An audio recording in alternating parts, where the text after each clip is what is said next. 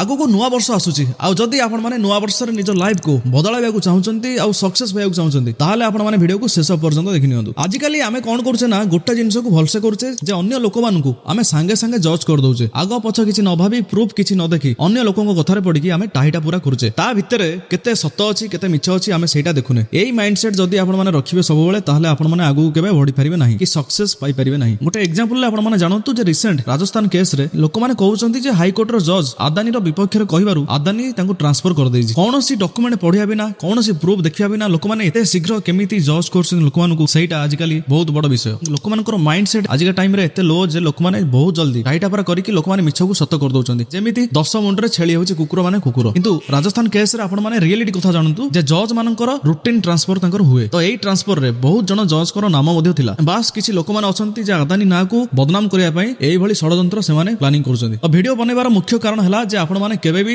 ବିନା ପ୍ରୁଫରେ ଅନ୍ୟ ଲୋକଙ୍କୁ ଟୋଟାଲି ଜଜ୍ କରନ୍ତୁ ନାହିଁ। ଆଗ ପଛ 10 ଥର ଭାବିକି ଆପଣ ମାନେ ସତ କଣ ମିଛ କଣ ସେସବୁ ଦେଖିକି ଜଜ୍ କରନ୍ତୁ। ଆଉ ଗୋଟେ ଇମ୍ପୋର୍ଟାଣ୍ଟ କଥା ଆପଣ ମାନେ ଜାଣି ରଖନ୍ତୁ ଯେ ନିଜ ମାଇଣ୍ଡ ସେଟ୍ କୁ ଆପଣ ମାନେ ବଦଳାନ୍ତୁ। ଯଦି 2026 ରେ ଆପଣଙ୍କୁ ସକ୍ସେସ୍ ପାଇବାର ଅଛି, ନିଜ ଗୋଲ୍ କୁ ଆଚିଭ୍ କରିବାର ଅଛି, ତାହେଲେ ଆପଣ ମାନେ ଏହି ମନ୍ତ୍ରଟାକୁ ସବୁଦିନ ନିଜ ଡେଲି ଲାଇଫରେ ଆପ୍ଲାଏ କରନ୍ତୁ।